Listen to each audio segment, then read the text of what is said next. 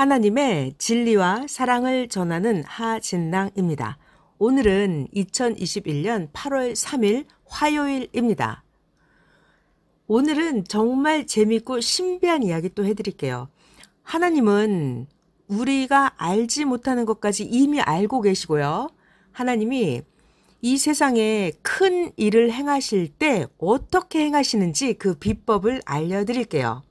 마태복음 25장입니다.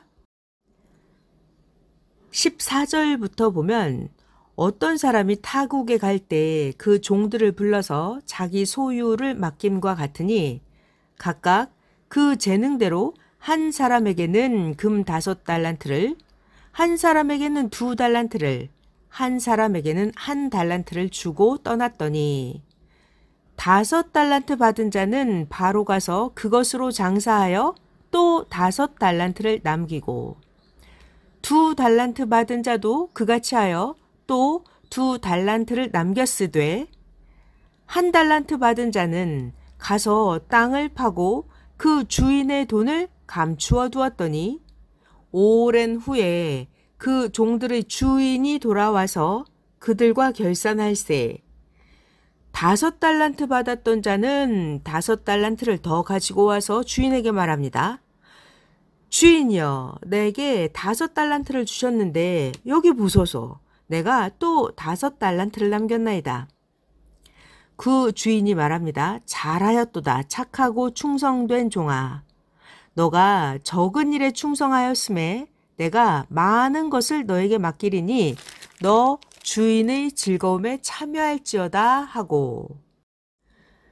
하나님은 어떻게 이 지구 세상의 역사를 이루어 가시는지, 지금 코로나로 인해서 사람들이 힘들다고 하는 이때 하나님이 우리들에게 어떻게 하기를 원하시는지 그 비법이 방금 읽어드린 마태복음 25장에 나와 있습니다.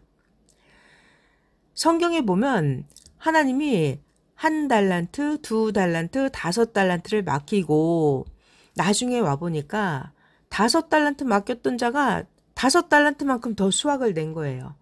자, 작은 일에 충성한 자에게 하나님은 앞으로 큰 것을 맡깁니다. 2달란트 맡겼던 자에게도 나중에 보니 2달란트만큼 더 행해 놓은 거예요. 잘했다고 칭찬받았죠. 그런데 1달란트 받았던 자는 땅에 묻어놨어요. 네, 주인에게 혼나게 됩니다. 1달란트 받은 자는 아무것도 하지 않은 거죠. 자기가 받은 것을 소홀하게 여겼습니다. 작다고 우습게 여긴 거죠. 그리고 무시했습니다. 그리고 1달란트를 땅에 묻어버렸어요. 아무런 수확이 나지 않았습니다. 결과는 그 작은 거 하나를 빼앗기게 되고 5달란트 받았던 그 자에게 그마저도 줘버리게 됩니다. 이 성경 이야기는 오늘날 우리에게 코로나로 인해서 어렵다고 하는 우리들에게 지금 이때 우리가 무엇을 어떻게 해야 되는지 하나님께서 알려주시는 말씀이에요. 지금은 크게 할 수는 없는 때예요. 왜냐하면 사람들이 모이면 안 되거든요. 그러면 아무것도 하지 말아야 될까요? 작게라도 충성되게 매일 행해야 되는 것입니다. 그때마다 때에 따라서 우리들이 행할 수 있게 해주시는 하나님이십니다. 지금 이때는 하나님이 우리가 뭔가 큰 것을 하기를 바라지 않으십니다. 우리가 크게 하지 못하더라도 포기하지 말고 끝까지 하는 게 중요해요. 매일매일 시간이 가고 있기 때문에 작게라도 중단하지 말고 작은 일에 충성하는 것을 하나님은 기대하고 계십니다. 하나님도 큰 역사를 시작하실 때 처음에는 작게 시작을 하십니다. 왜냐하면 점점 자라면서 기술을 익혀서 능통해질 때까지 기다려 주십니다. 자, 이제 점점 크게 할 수 있게 되었을 때 그때 하나님은 여건을 허락해 주시고 하나님이 직접 함께 해 주십니다. 그러니까 지금이 코로나 기간이라고 해서 어렵다고 중단해버리면 안 되고요. 작게라도 해 나가야 됩니다. 신앙생활도 마찬가지로 어려워 힘들어 나는 왜 이렇게 환난이 많지? 못하겠어. 어렵다고 신앙을 안 해버리면 그것이 사탄에게 넘어가 버리게 됩니다. 가물었을 때도 흐르는 물이 쫄쫄쫄쫄 작게라도 흘러야 그 또랑물이 썩지 않아요. 흐르는 물이 아예 한 방울도 흘러버리지 않으면 그 물은 고여서 썩게 됩니다. 이렇게 작다고 소홀히 여기지 말고 작게라도 꾸준히 끊임없이 작더라도 귀하게 여기고 행하는 것이 너무나 중요합니다. 지금 이 시대의 최고의 지혜는 작지만 아무리 작더라도 할 수 있는 여건이 되면 행하는 것입니다. 왜냐고요? 작게라도 해야, 작게라도 열심히 충성되게 행해야 앞으로 오는 큰 사명을 맞이하고 앞으로 오는 큰 역사를 감당하고 여러분 각자에게 하나님이 주시는 앞으로 큰 복을 감당할 수 있게 됩니다.